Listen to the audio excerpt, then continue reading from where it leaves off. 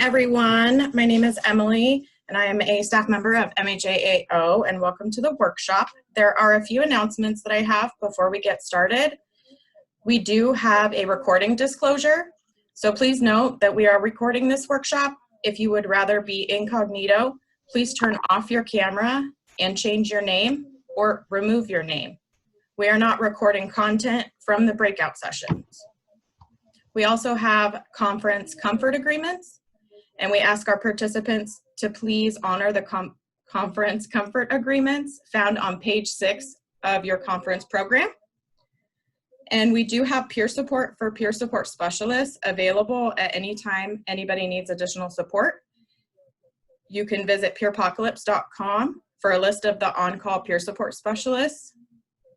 And if you have any questions or comments, we ask participants to keep themselves on mute. And if you have questions, comments for the presenter, please use the chat box.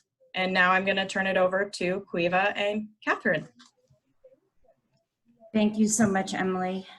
Let me see if I can share here.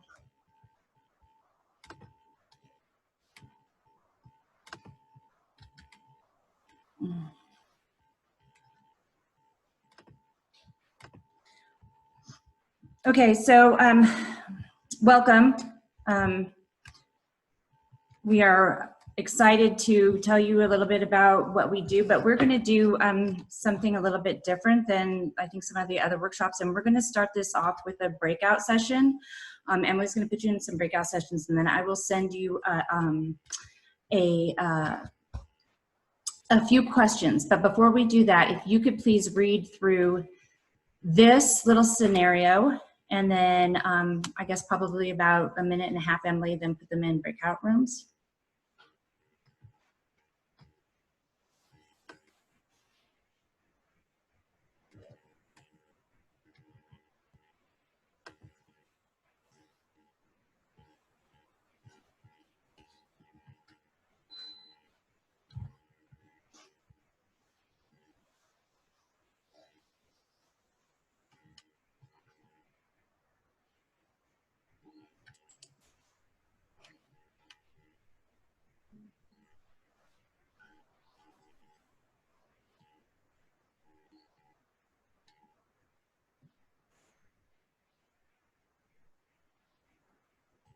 All right, I'm going to go ahead and open those breakout rooms now.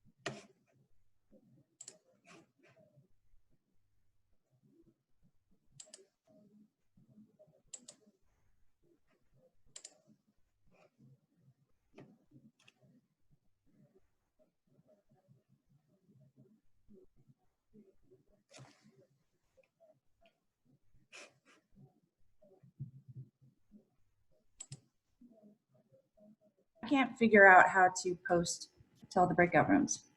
So if you hit broadcast message to all.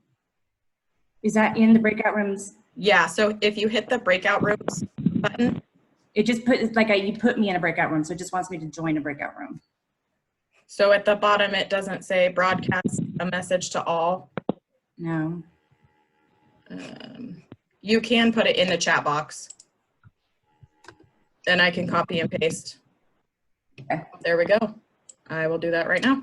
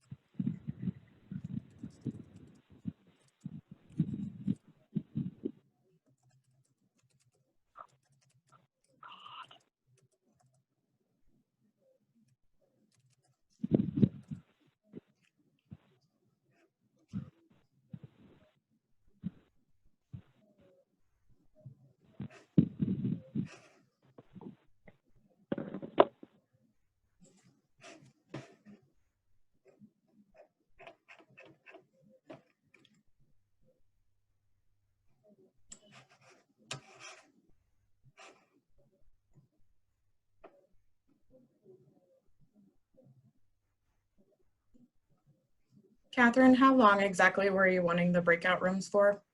I don't know, like 4 or 5 minutes. How long have they been in there already?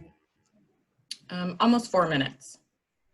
Okay, so that's probably good. I think you posted a question possibly, but the question just pops on and pops off and it's super small. So our group didn't even see it, just so you know. I'm so sorry. Maybe I'll just go through and just do those questions. Okay. Okay.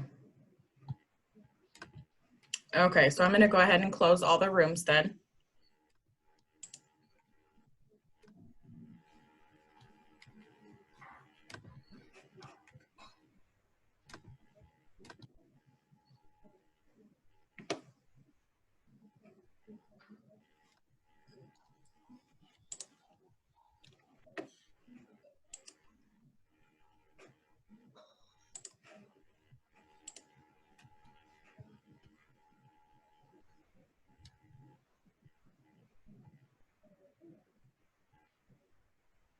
And everybody will be rejoining in about 25 seconds.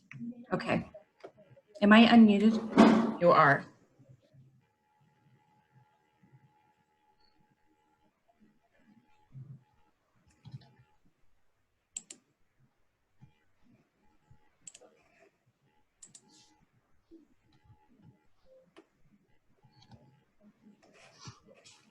Okay, so I think everybody is about back. Sorry, excuse us for like all of our technical difficulties. We were trying to get these questions to each of the breakout groups for you to discuss, but I guess it didn't work out that way. So what we would like to do is have like a just general discussion about what your initial thoughts are on that scenario that you read, what you think should happen to the children, what you think should happen to mom, and is this a safe environment? Does anyone have anything that they would like to share as their initial thoughts? Initial thoughts maybe for the children, number one is just check them over and make sure that there isn't any other injuries and maybe offer or get them something to eat. For the mom, at least locate her and find out what is going on. You know, there was beer bottles and that left behind. You know, we talked a lot about, you know, maybe something's happened to her. Maybe she is not able to get back to her kids. It's definitely not a safe environment if the kids are there alone and they don't have, you know, the basic needs to take care of themselves. Right. Anyone else have any like initial thoughts that were kind of like just, oh my gosh, what's going on here?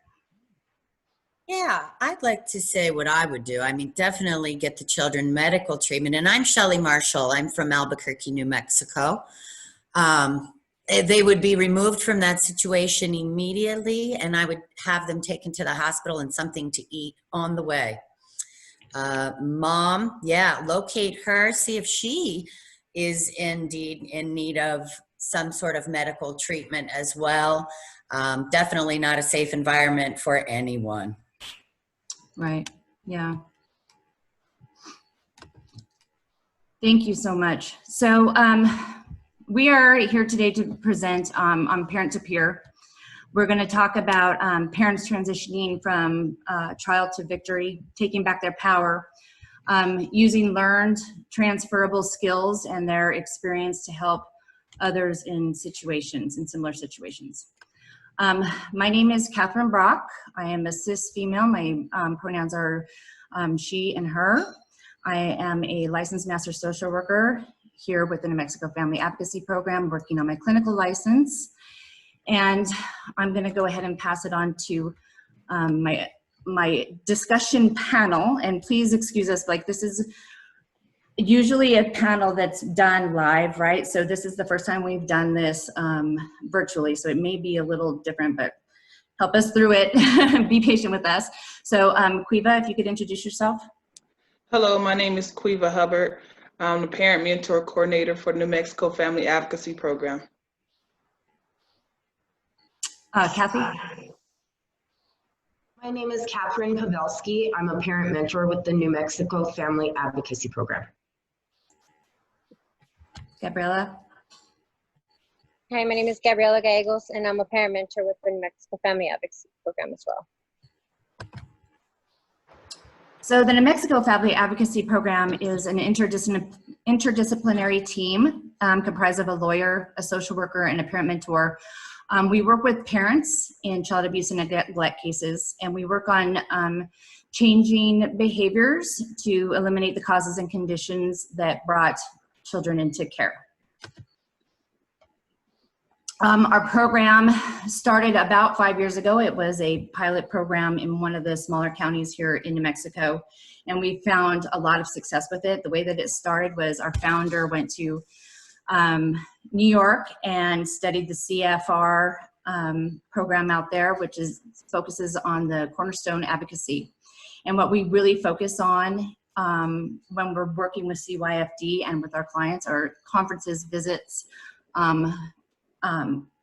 treatment planning, and placement of the children while they're in CYFD care. Our program, because of its success, quickly grew.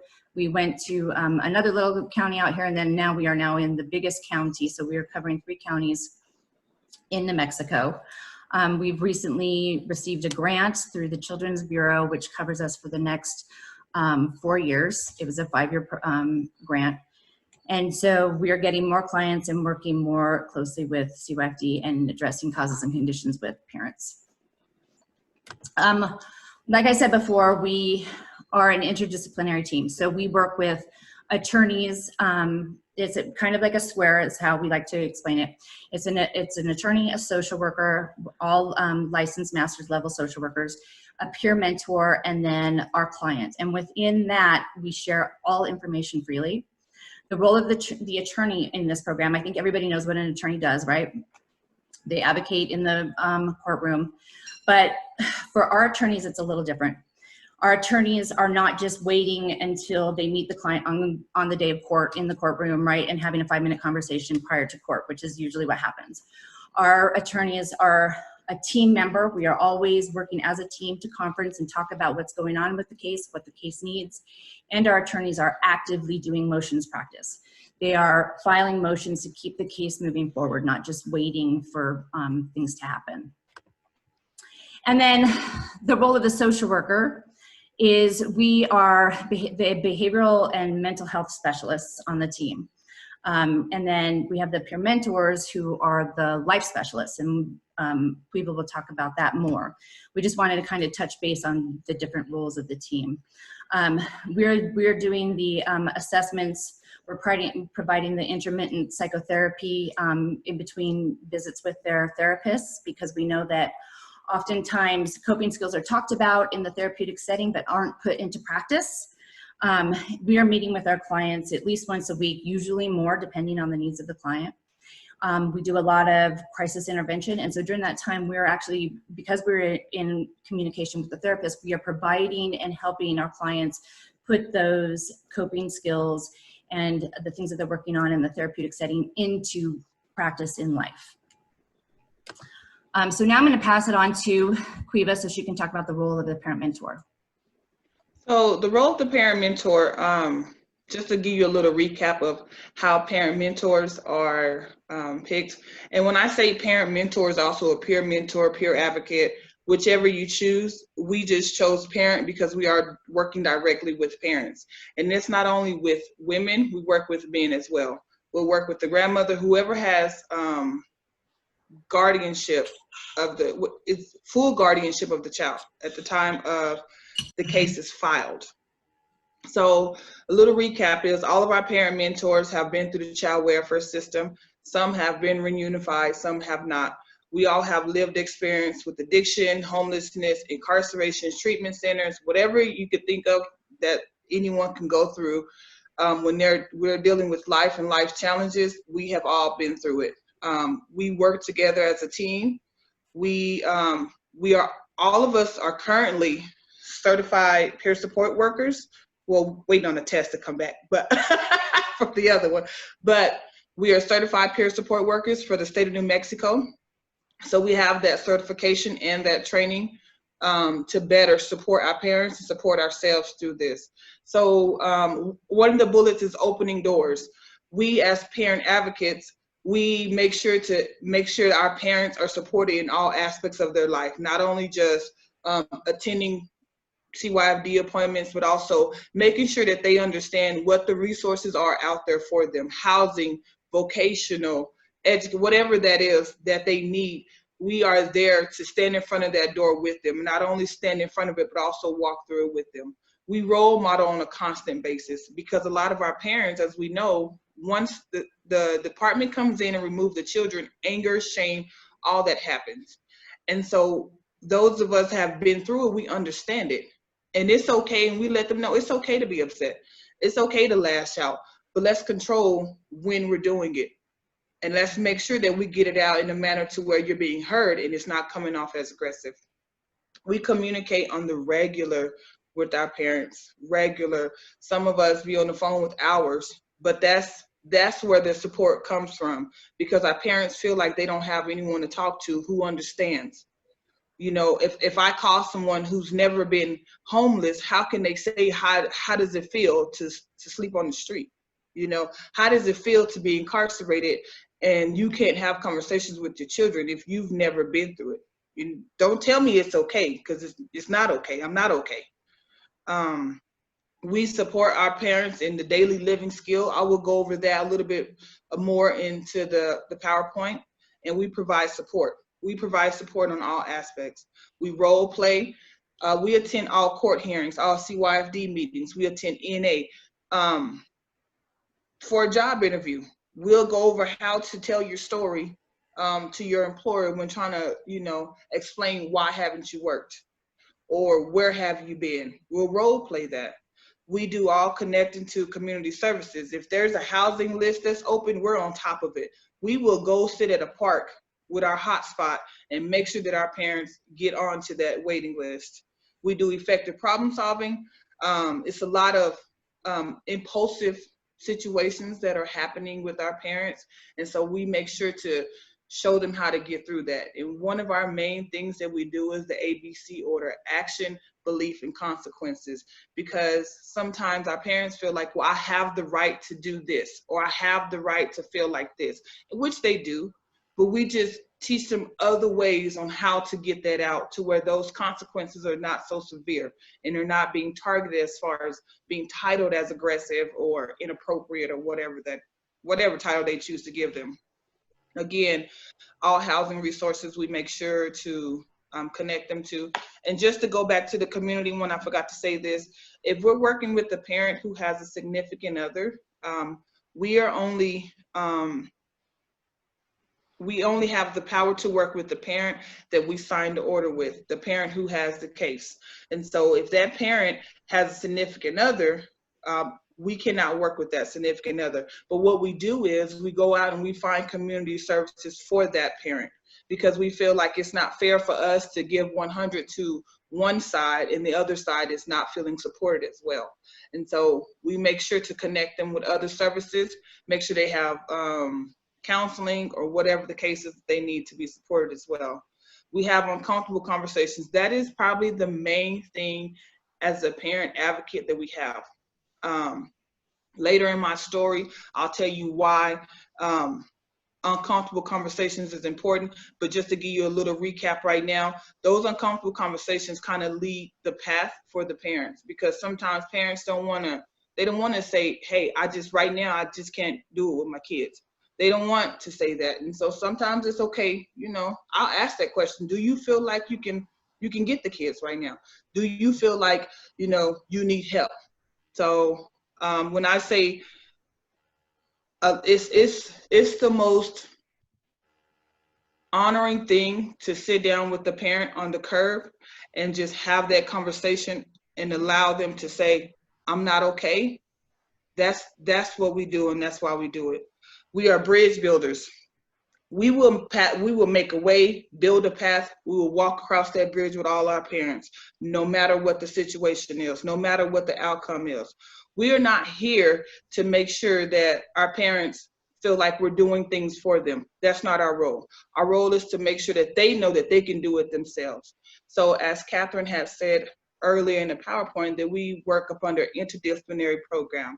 So a lot of the times is, as the parent advocates, we seem to build that rapport a little bit better, a little bit stronger than the social workers and the lawyers, because the social worker can be sometimes titled as working with the department. We do not bash the department. We do not work against the department, but we work closely with our parents so they can feel supported. And sometimes we work closely with the department to support the parents. But within that, the parent would get a little confused sometimes, be like, well, is this social worker working with the department that took my kids? Or I feel like my lawyer is against me. And so we, as parent advocates, we can have that conversation with the parent, like, hey, this is the role of the social worker. This is the role of the lawyer. And a lot of times we get, hey, this happened, I relapsed over the weekend, and I don't want to tell the social worker, and I don't want to tell the lawyer. But we as parent mentors will tell them, hey, whatever you tell me, we must tell the lawyer and we must tell the social worker, because we have to advocate as a team for you. And so we up under court order, meaning attorney-client privilege. Whatever the attorney can hold as confidentiality, our team as well. We do not testify for our parents. We can't be asked any questions during court for our parents, good or bad. And when I explain that to the parents, at first they're like, yeah, okay, cool. And so they tell us anything and everything. But what happens is, when it's good, they want us to be like, hey, go tell the department that I did X, Y, Z. And I tell them, hey, if I can tell the good, I can tell the bad. So we just across the board, we do not testify at all. And again, going back to the not telling, I will not tell someone that my parent relapsed, but I will tell my parent, hey, I can role play with you. I can go with you to tell. I'm not going to tell on you, but I'll tell with you. That is our one of our main points. Yeah, and just to clarify, all of the information that is shared within our little square that we talked about before. So we're all going to openly share information. Like if Queva has some information about the client, she's going to share that with me and with the attorney, and we're all going to have access to the same information, just to help the case move along and to avoid any sort of triangulation. And it works really well. Right. Some parents, as we all know, come from backgrounds where things have happened. They've been victims themselves during childhood, youth, and their early adulthood. And so that cycle has created another cycle. And so sometimes they get themselves into situations. And so that's where the shame and the, abandonment and being frozen and stuck comes from. And we work through that. When I say we work through that, we deal with a lot of the, like I said, a lot of the impulsive decisions and all of that. But when I say the parent advocates lean on the social workers to get through this, this is our main thing. We do not work outside of our competencies. If we feel like our parent is at a point to where there's a mental health breakdown, we do address it with the social worker. We call the social worker in. And the numbing of pain. We have a lot of parents who deal with addiction, or who are cutters, or, that's how they numb their pain. We attend all meetings that the parent feels like they need in order to get past that numbing. The pain is not going to go away. We know that. It's there. But we address the numbing of the pain. And so if that means that I have to go sit in an AA with you, I'm down. Let's do it. I may not participate, so you feel that this is your moment, but I'm here. And after we leave, we can talk about it if you want. So as a parent mentor, we work as a team. Again, we are part of New Mexico Family Advocacy Program. We share ideas all the time. The parent, the lawyer, the social worker, the parent advocate. It's times we'll be on the phone for hours to figure out a plan to get the parent the best support, to make sure the parent has the proper treatment plan, because sometimes a cookie cutter treatment plan is built for a parent that doesn't have these issues. If a parent doesn't have substance use issues, there should not be a substance use assessment on the treatment plan. So we be sure to always talk about this as a team and make sure that the attorney knows and the social worker knows that the parent doesn't need that on their treatment plan. That's just something extra that doesn't need to be done. We actively participate in team meetings. We attend all court hearings. We attend all CYFD meetings. Again, all AA meetings. Anything that's involving the parent, we are a part of it. We work together and facilitate the interdisciplinary team approach. This just goes back to what I've been saying, what Kathryn's been saying. We work as a square, no matter what. If you tell me something, it's like you're telling the lawyer, it's like you're telling the social worker. And we're sure to tell, it stays in between the four of us. It does not get leaked out. No one goes and talks to anybody else. It's just our team. And the parent advocates, we work up under the limits of our competencies. If we feel like this is something that we can't control and it's a social worker skill, we make sure to address that with the social worker. We do not diagnose. We do not assume that someone is sick. We can't tell someone, oh, you're having a bipolar moment. If I don't even know what the definition of bipolar is, or, you know, or I can't tell someone maybe your blood pressure is up. That's not what we do. I will say, hey, let me call Kathryn and let's see if she can, you know, kind of tell me how to handle this. And from there, Kathryn will take over. And as a team, we'll make sure that this parent is taken care of. We are very, very big on our self-advocacy, our self-belief, and our personal responsibilities. We make sure to always attend all appointments, make sure that we're on time, make sure that we are there to support that parent. I can't see the next slide. Okay. We just make sure that all parents feel like they can believe in somebody who's been through something that they have been through as well. And as you all know, we are parents of lived experience. So that means that we also have triggers and we have been through some things. And so sometimes we'll get a client that triggers us. And so we make sure to always have conversations.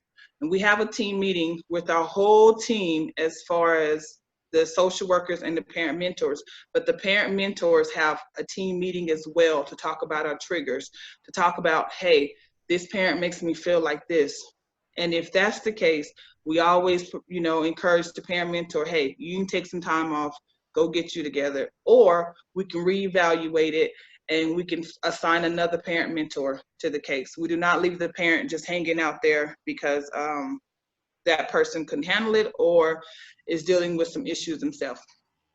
Our key thing, right, is confidentiality. Again, this is attorney-client privilege. We are signed up under attorney-client privilege, and so we do not share information with no one outside of that square. Yeah, and I just want to add a little bit about that. Having that attorney-client privilege really helps us get to a place of trust with our clients, where they know we're not going to run and tell the department and tell on them, right? Like, oh, she relapsed. But one of the biggest things about this is that we are still mandated reporters. So if we are working with a family that has kids in the home already, or if they are on a trial home visit where the kids are being placed back in the home and there is a safety concern, we are mandated, we have to report that. But we aren't going to go tell on our clients. We're going to have that conversation with our clients. Hey, this is inappropriate. There's some safety things happening here, and I'm going to have to make a report on this. Do you want, I can sit here with you while you make it, or I can make it. You can sit here with me, or I can go outside to make it. But we never want to do anything outside of or behind their back, so to speak. We want to make sure that we're open and honest with all things that are going on in the case. Yes, and just to elaborate again on our team meetings, we attend court, like I said earlier, and the court hearings is the most impulsive time for our parents because they want to be heard, right? They want everybody to feel their pain. They want everybody to hear it. And so we role play with our parents. We have conversations like, hey, what are you going to wear to court? Because sometimes our parents don't have clothing for court. So We talk about what are you going to wear to court. And when we get to court, we sit at the table with our parents. We sit directly beside our parents. We make sure our parents have a piece of paper and a pen to write any concerns, any questions down, because while their lawyer is up doing their thing and trying to advocate and make sure that our parent is supported in the best way that they, you know, to their ability, we as parent advocates and social workers, we're at that table addressing all those impulsive issues that are going on, all that anger. It's a lot of times my parents be like, hey, I got to say this, I want to say this, and you know, okay, we're gonna say it, but we're gonna write it down. That we don't want the judge to see that side of our parents and then feel like our parents aren't using their coping skills that they're being learned. So we make sure to always support our parents during that. And our CYFD meetings, again, during the meetings of CYFD, our parents are very impulsive as well. So we make sure to always sit beside our parents. So as we all know, we all do advocate work as peer advocates. And so our advocacy work is more parent-based. We make sure that the parents know their rights and their responsibilities. Some of the parents come in, they're like, they took my kids. But we make sure they know that, hey, you are still the education decision maker. You are still the medical decision maker. Visits are not a right.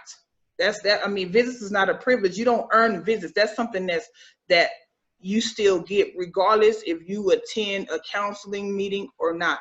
You still get your visits. And we make sure that our parents' voices are heard no matter what. I don't care if the department had a case with you 15 years ago and it didn't turn out the way it was supposed to, and they kind of got a past history with you. Today your voice is going to be heard, because our team is going to make sure that you have a seat at that table, make sure that your concerns, your opinions matter. And also when your kids go into custody, to make sure that everything that your morals and values shift over as well. If you feel like you don't want your kids to go to church, let's have a conversation, you know? And I know that some of the parents, they value that because they want to go in with this chip on their shoulder, and so they don't get a chance to be heard. So that's our advocacy. And I think one of the biggest things that we as a team do as far as advocacy too is like behind the scenes. We are in constant contact with the CYFD worker, talking about what do they see their concerns are on the case? Do they see safety concerns? What are the things that we need to work with? And a lot of, I'm going to say most of the work that is done there in that setting, because if we were waiting until we got to court to make decisions, these cases just take forever to move along. And so having those conversations that we can address in the moment, so by the time we get to court, all of their concerns have been addressed, is super huge for us. Also, the parent mentor and the social worker sit with the client at the attorney's table. So we all sit as a team, and it's really actually pretty impressive when we go into court and we can see that our client is just surrounded with support.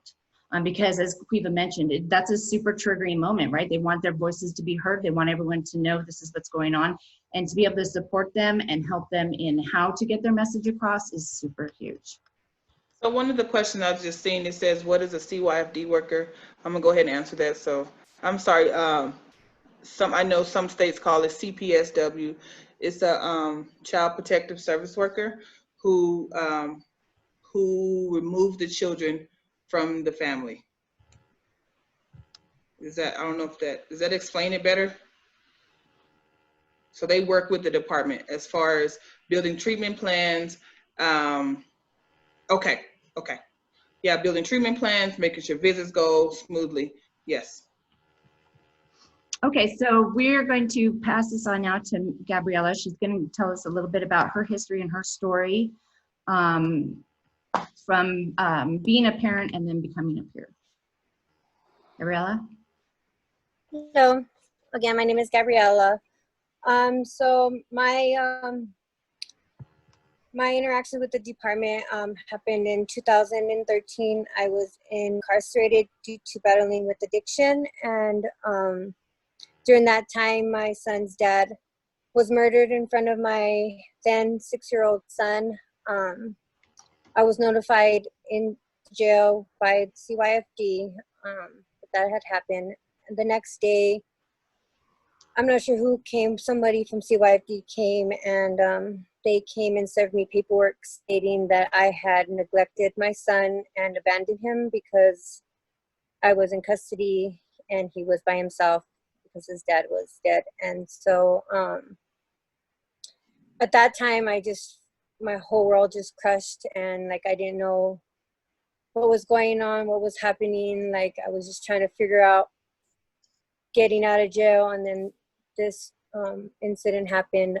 So we had a family center meeting while still in custody, which is me, the department, and family members trying to see what's the best interest for my son, which I felt that him being a witness to his dad's murder, I felt that him staying in custody with the foster parent would probably be the best option, because I didn't know what was really going on. I didn't know about our family. I didn't want my son to get hurt or deal with any more issues that he's already dealt with. So we decided that he stay with the department. 2 weeks later, I was released from custody.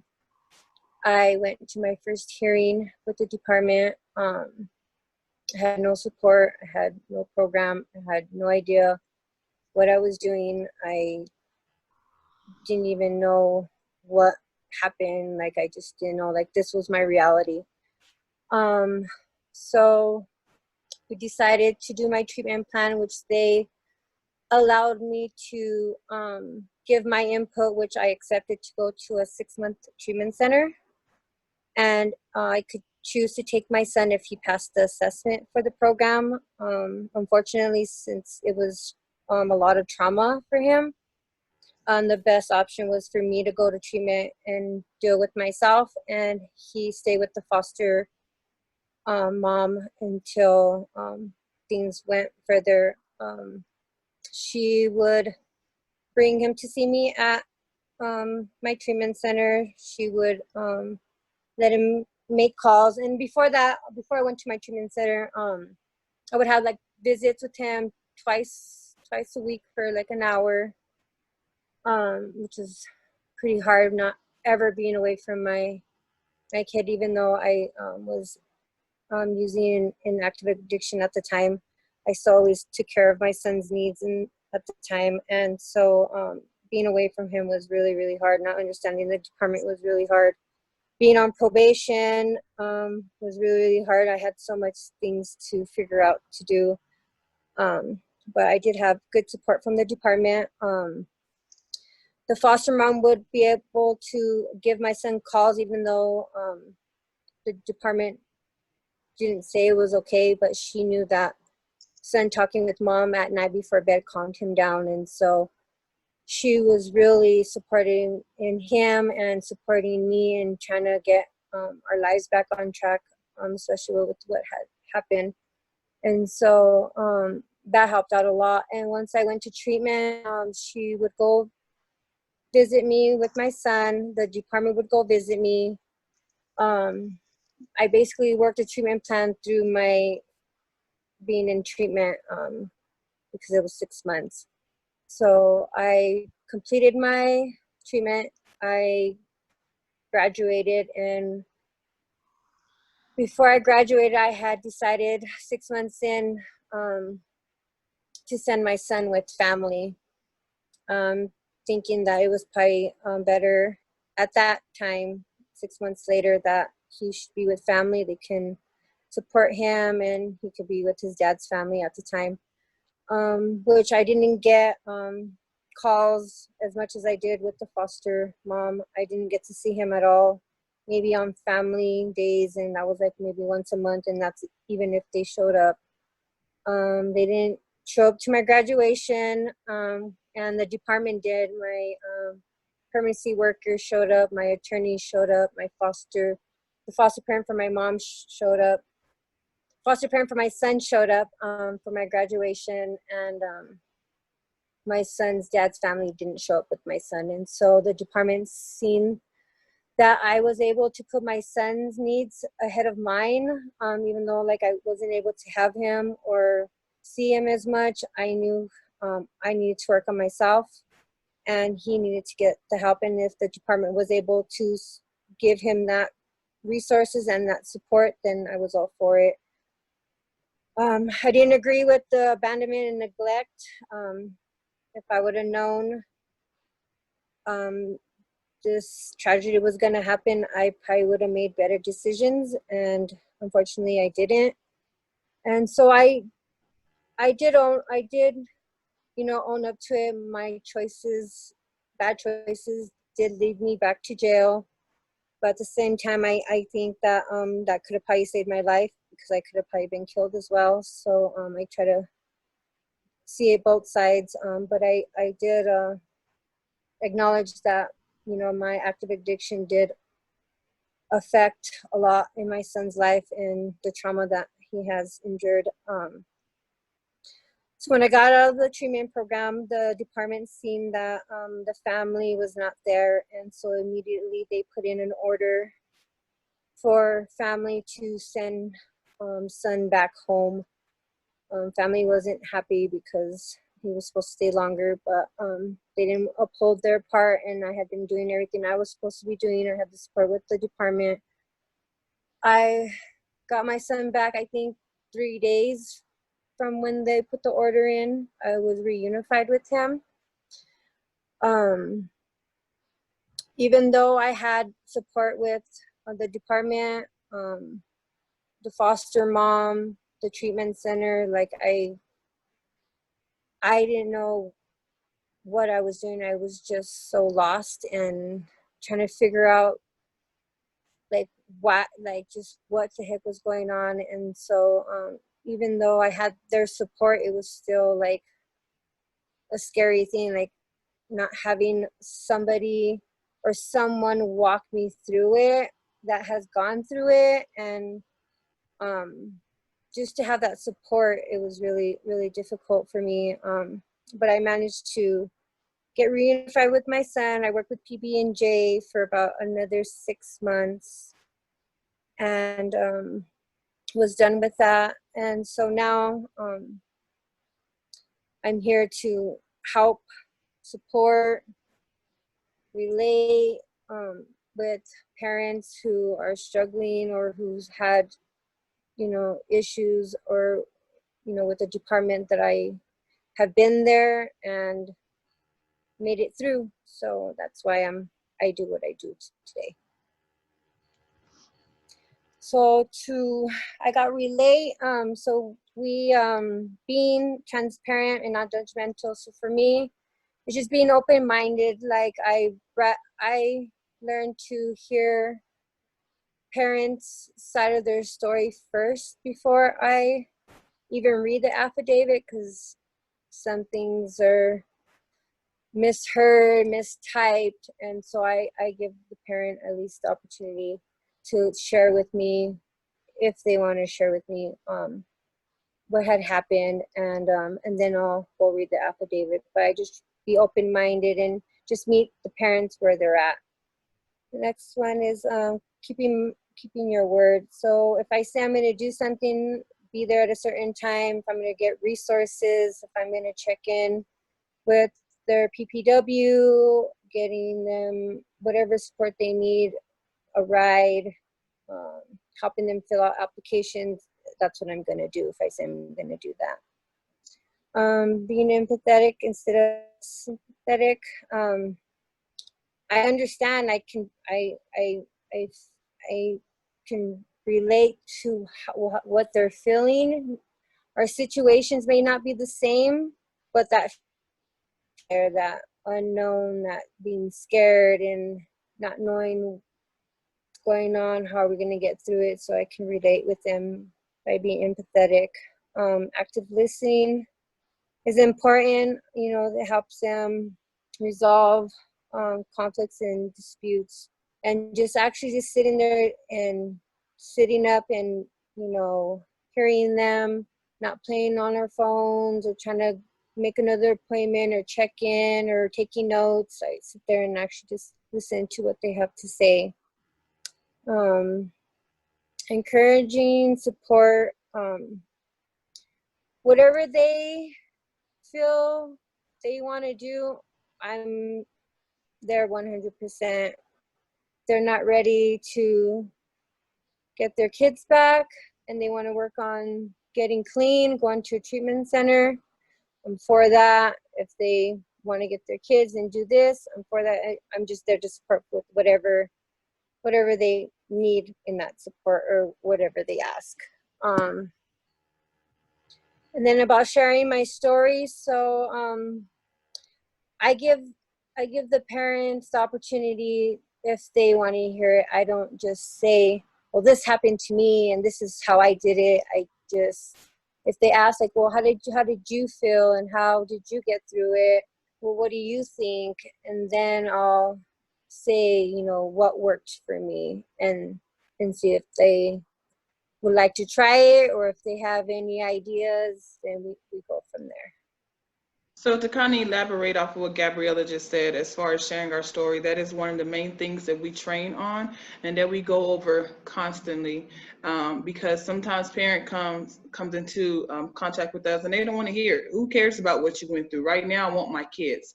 And so we talk about the timing and when is it appropriate. And we also, we constantly replay things that we went through in our head to make sure that our parents aren't feeling like we're trying to push our lived experience on them, or we're trying to make them walk in our same tracks. So we'll ask them like, hey, can I just tell you a little bit about what I went through and what helped me? If they say no, that's fine. We are very, you know, humble enough to be like, okay, I understand you don't want to hear it. I get it. We don't take it personal. But it's very important that we give them a choice to tell our story. And also, you know, sometimes as advocates, we've been through it, we've lived it, and now we've overcome it. We can be a little pushy as far as getting things done. So we always make sure that we reconnect as a team to always address those issues, because it's not our role to put our expectations on our parents. Because if we set that bar too high, our parents will feel like they can't reach it, or that they have to do it. And so if they don't complete some of their things, it'll get to the point to where they'll start pulling back, and they don't want to be honest with, hey, I didn't make it to my counseling, or hey, I didn't attend the visit. They'll just start, you know, beating around it. And so we be sure to always be mindful of our expectations.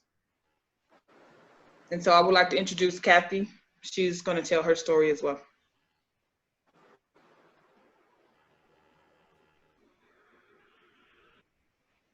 Hi, my name is Kathryn Pavelski, or Kathy.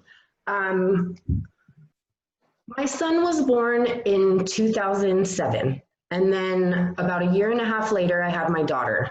And my ex-husband and I had struggled with drugs and been to prison, and both of us, when our children were born, were clean.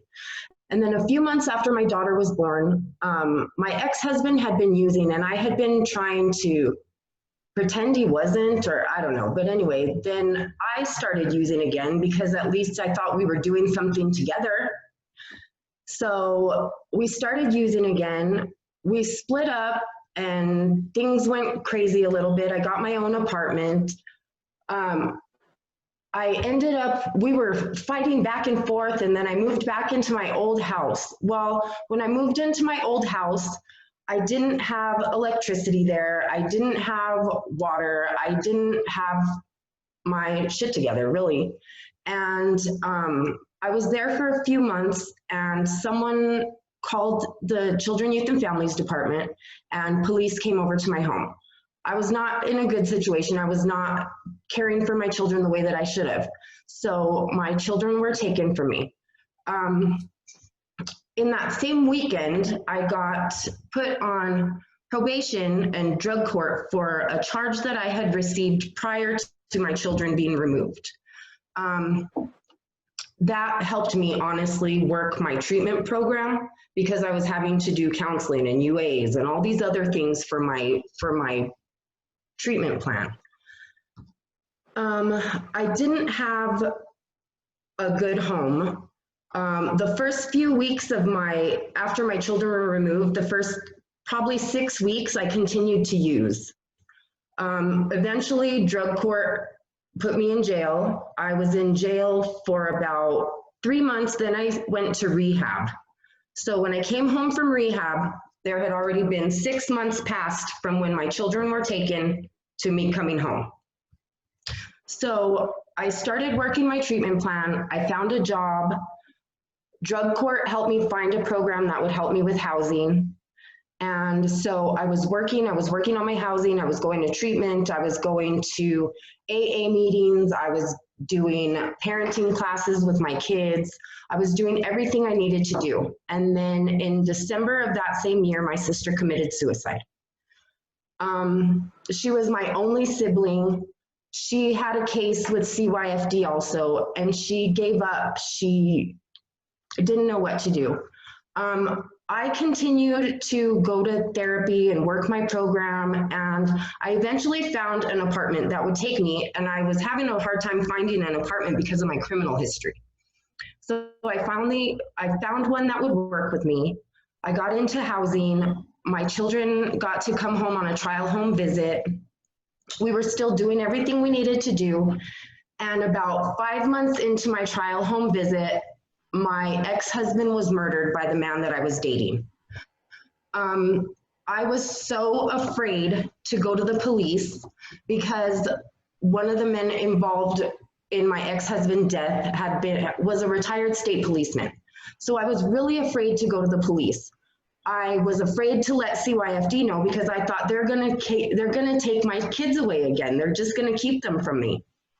And so I was so scared, and I didn't have anyone to talk to about it. I didn't want to tell my attorney. I didn't have a very close relationship with my counselor to where I could go and tell her what was going on. I didn't trust anyone. My children subsequently were removed again because the department didn't know if I did have any involvement or if I didn't, or if I knew anything or anything like that. I continued for another year to do my treatment program, to follow my treatment plan, to do everything on it. I got the kids home again, and then a few weeks later, I was arrested for, I got pulled over for expired tags. I was in a relationship with the man still, who had murdered my ex-husband, because I didn't know how to get away from him. I was so scared. I did not know that I could go to a shelter. I didn't know, and I was afraid if I did go to a shelter, what does that look like for CYFD? I didn't know what to do, and I was so scared, and I just didn't have anybody. I just didn't have anyone that I could trust or anyone that I could turn to, and it was a really scary and alone place to be. My children, I continued to work my plan. Because of the situation, the department requested TPR, which is a termination of parental rights. So we started going to court for TPR, and eventually my rights were terminated.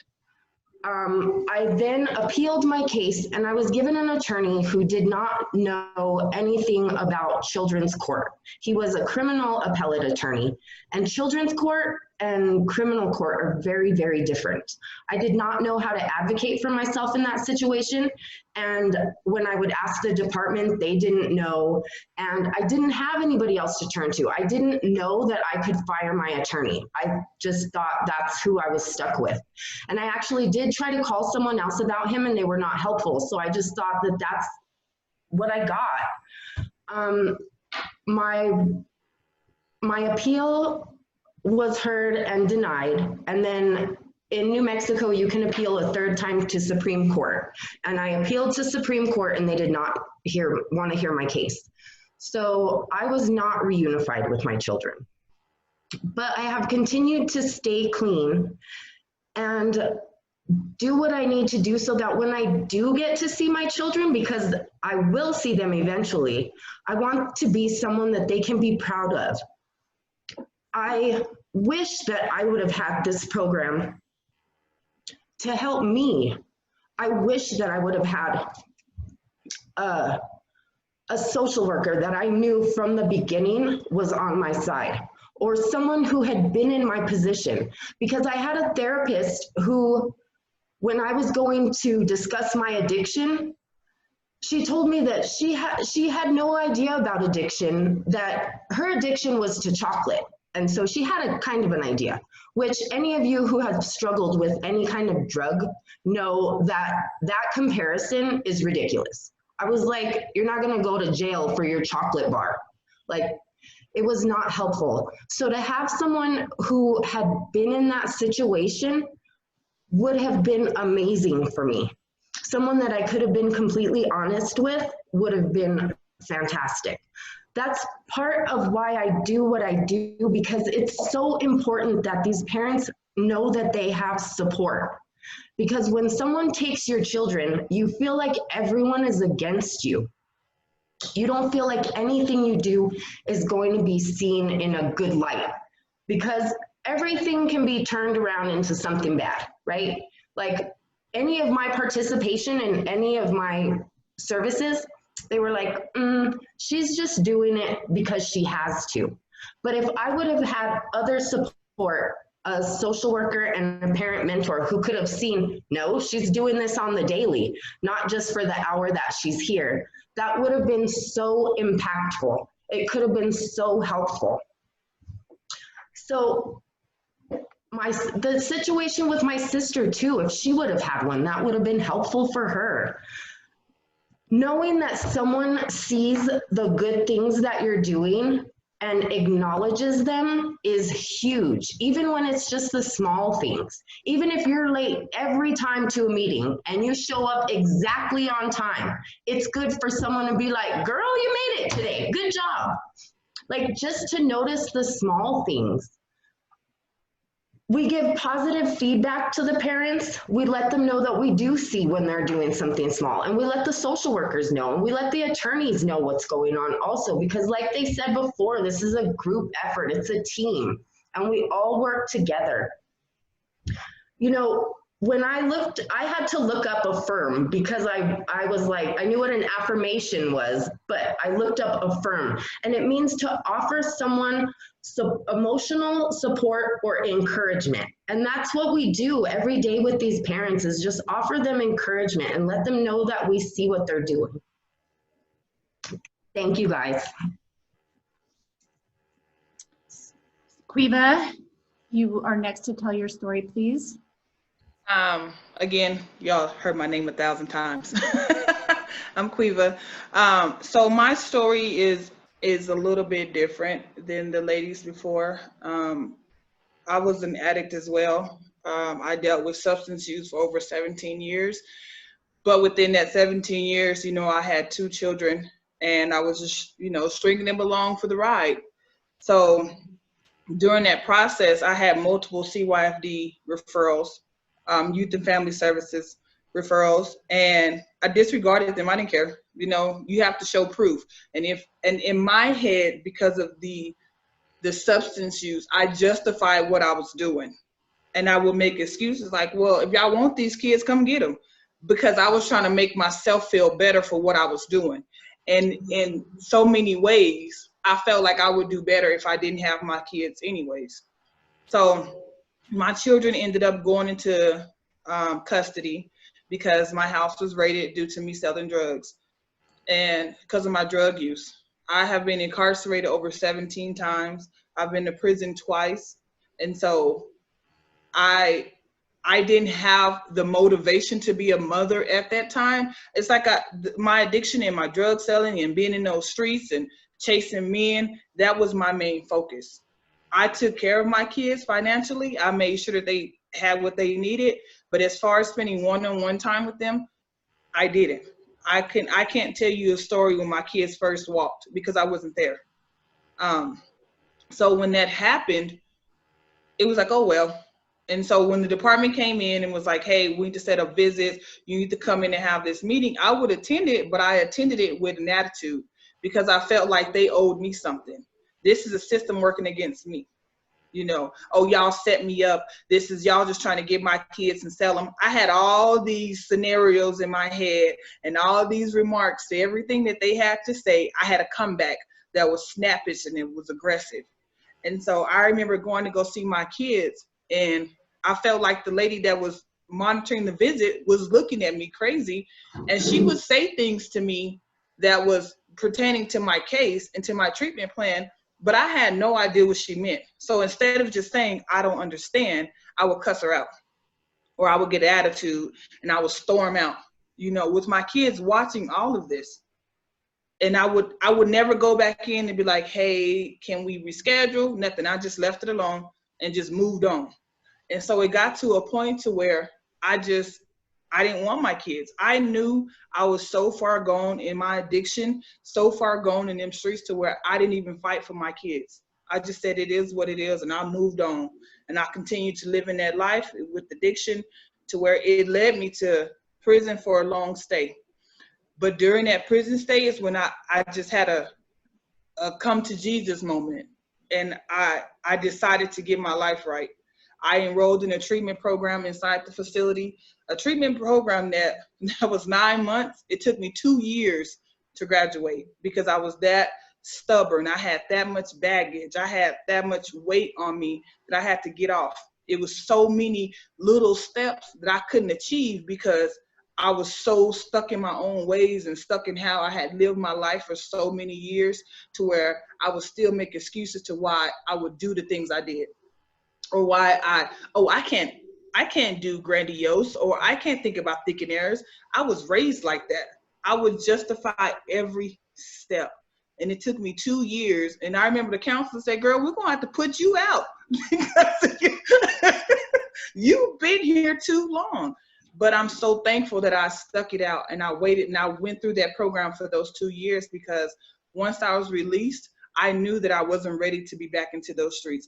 I knew I wasn't ready to go home to my family because of shame. I gave up on my kids. I just like, okay, whatever, y'all can have them. And so I knew I had to continue to work on me. So I enrolled myself into another treatment program where I continued to work on myself, continue to work on my sobriety. And so now I'm going on 8 years clean. So with that being said, thank you. So I started working on getting my kids back because I knew I was ready, but I knew I had to let go of that shame, and I had to address the people that I thought was against me. I had to go back to that same department. And I don't know why this same lady was still working there, but she was. And I had to have a conversation with her as far as opening up my case to work on getting my kids back. And I'm so blessed that she didn't come off as being rude or giving me a hard time. She said, I knew you would come around. And I'm thankful that she supported me in that. And so I have been reunified back with my children. I have full custody of my kids. And so we are doing better today. I'm building that relationship. The things that I missed when they were young, I get to experience things now where they are aware and they can tell me how they feel. We have those conversations. So I work today in my daily living.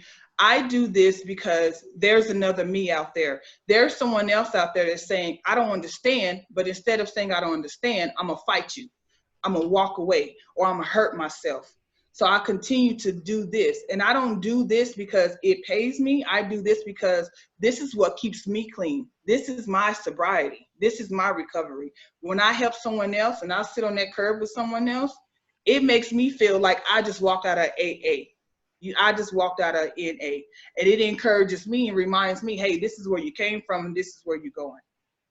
So I'm gonna talk about the next slide a little bit about our support. When we say support, I have mentioned it early in the daily living skills. We support our parents not only dealing with the department, but we support our parents outside of the department. A lot of the parents, they get tired of talking about the same thing over and over. Talking about, oh, let's go. Did you go to counseling? Did you go to visits? You know, let's talk about the kids. And so it becomes to where they're like, sorry, the mailman just dropped off the mail. To where they're starting to dread having conversations with certain people because it's constantly about that. So we work on other things as far as their housing. Let's go look for housing. And a lot of times when the kids go into custody, Section 8 is pulled, or TANF is pulled.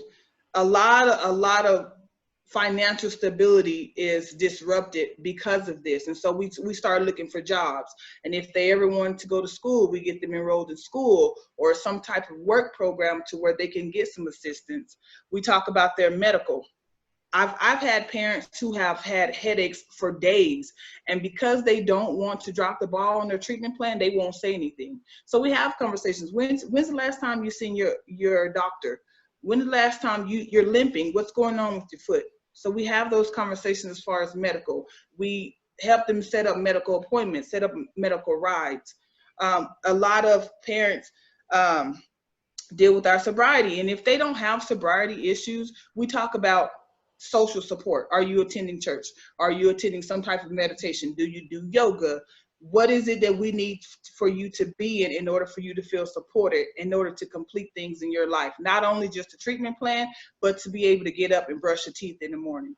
And when I first started working here, I didn't know how important it was to call a parent in the morning and wake them up just to brush their teeth. And I had to do that with a parent of mine for 2 weeks in order for her to feel like this is routine. Let's get back into it. And I know that this program may sound like we are just here to save the kids and reunify the kids back with their parents, but that is not our goal. Our goal is to mentor and promote. Our goal is not to mentor and not to promote a win, but to encourage growth, help create stability, and provide reassurance and create a safe place. We do not go in with this cape on, with this torch and saying, we're going to get your kids back. That is not our plan. Our plan is to make sure that our parents feel supported in whichever outcome that they choose. If they choose not to be reunified back with their children, that's what we're going to support. If they choose to go ahead and continue and fight the case and let's get reunified, that's what we're going to do. We completely go off of what the parent chooses to do. Thank you, Queva. So I kind of want to open it back up for discussion about our initial synopsis that we read, and if anybody's kind of thought processes have changed around their initial thoughts on that, or did they have any biases when they first read it and how those have changed after hearing our parent mentor stories. Does anybody have anything that they would like to add?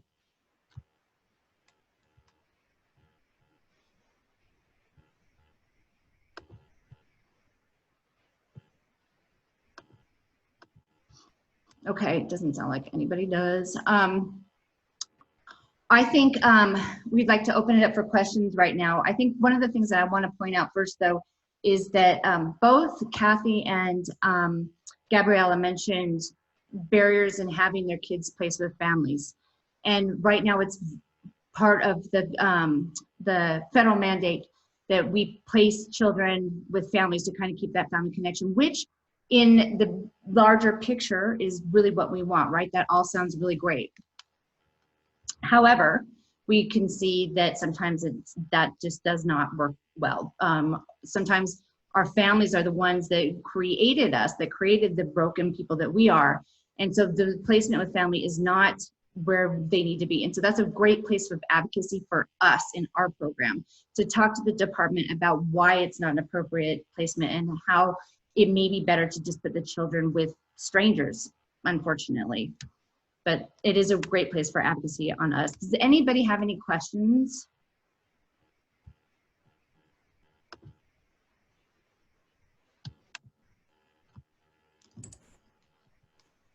And I don't know, Emily, did you have any questions that came up in the chat? I hadn't been not monitoring it. Just the CFYD worker so far. I had a question in regards to talking about working on a team with the lawyer.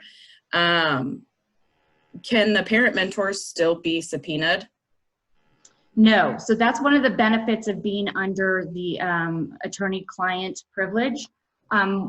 all of us are assigned to the case, so an order is filed for both the social worker and the parent mentor to be a part of the case. So we are actually a part of the defense team.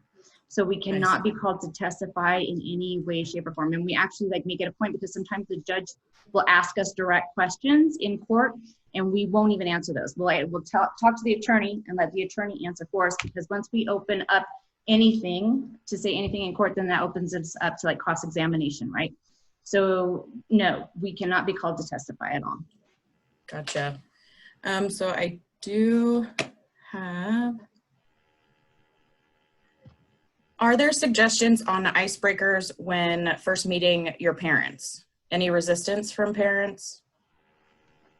So for me as a social worker, my the parent mentors are what helped me really break the ice with my parents. You know, I'm a white privileged woman, and that is sometimes a big barrier for me to get across, to be able to connect with my parents. So I'll let the parent mentors talk about how they connect. But that's when Queva was talking about the bridge building and opening the doors, that's what really helps us, the social workers and the attorneys, be able to connect with our clients, is the trust that they earn first with the parent mentors. Kathryn, you want to talk about how you connect, you build rapport?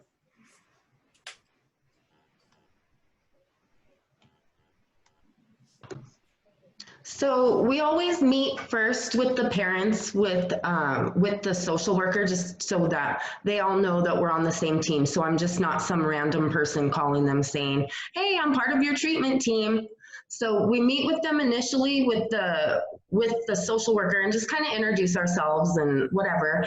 And then I just kind of, after that, I'll text them randomly or just call. I set up weekly meetings with them, and I go and we'll, like right now, we'll go to like a park or something, and we'll go over whatever I can support them with. Like if they need help getting access to a computer so that they can apply for Section 8, or if they need a list of jobs that hire felons, or if they want, you know, maybe they have a job and they have resources to find an apartment, but they need an apartment that will rent to someone who has a criminal history or who has bad credit, things like that. Like anything and everything that I can offer them support with, then I do. So once they realize that the parent mentor is there to help, it's really easy for us to build a rapport. And then we can, like Queva said, build that bridge with them and the social worker.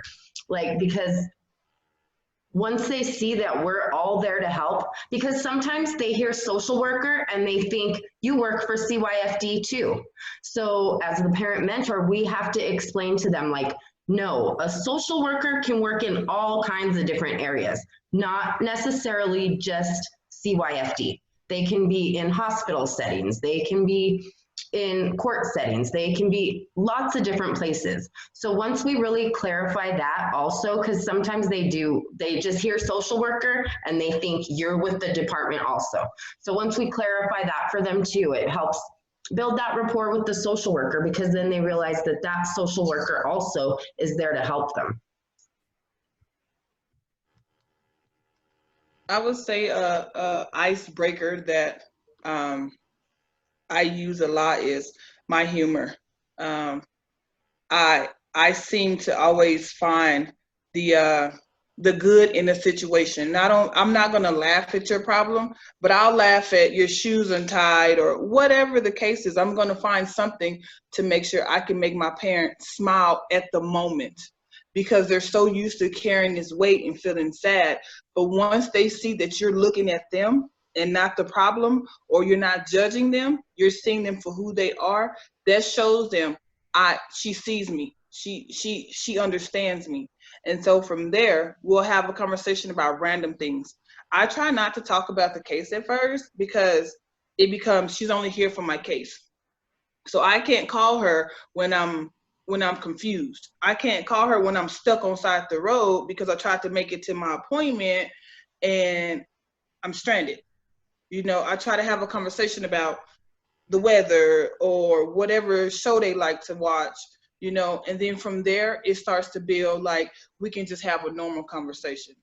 And some of my parents will come off as, by the end of the meeting, they're already, you know, having that point to where they know that, hey, I can break down in front of this person. And I don't sit here and try to fix it. I'm not going to sit here and stop you from crying, because once I say, are you okay? I'm telling you, I'm okay with you. I'm not okay with you crying. So I'm going to let you cry it out. Girl, you can cry ugly all you want to, and I'm going to sit here and I'm going to support you in that, you know? And I say that because that's what I say to my parents after they get through crying, because I want them to know, like, hey, that moment, it was okay. And I'll tell them, girl, you was crying ugly. And, and they love the fact that I'm there. And I'm not saying, oh, I'm saying, like, I've seen you hurting and I'm here. So that's how I ice break with my parents.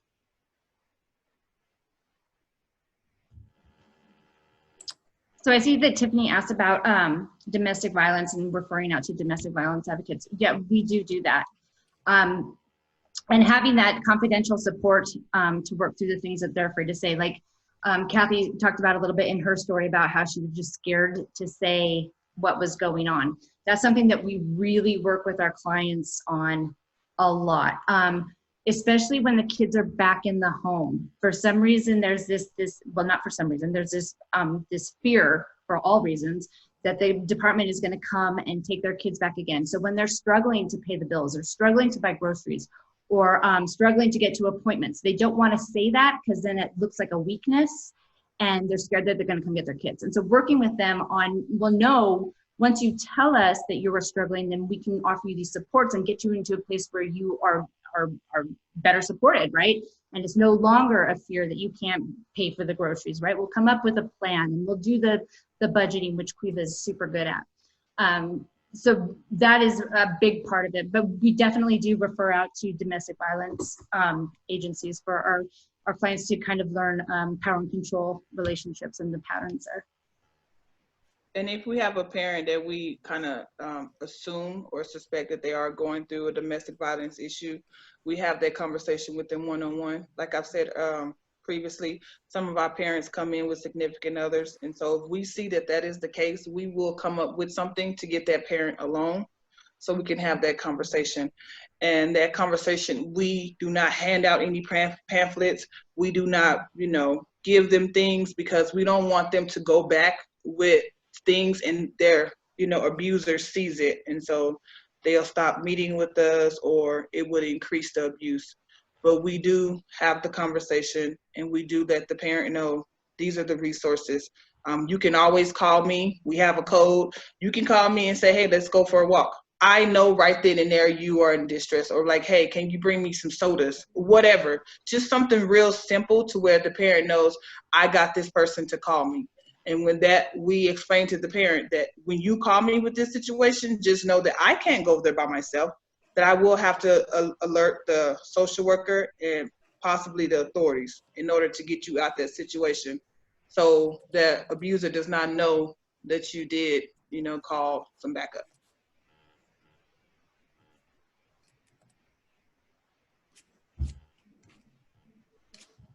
I think we're done. Thank you all for joining us and listening to our amazing peer mentors today talk about their journey from being a parent and becoming an amazing peer that I love working with. Thank you.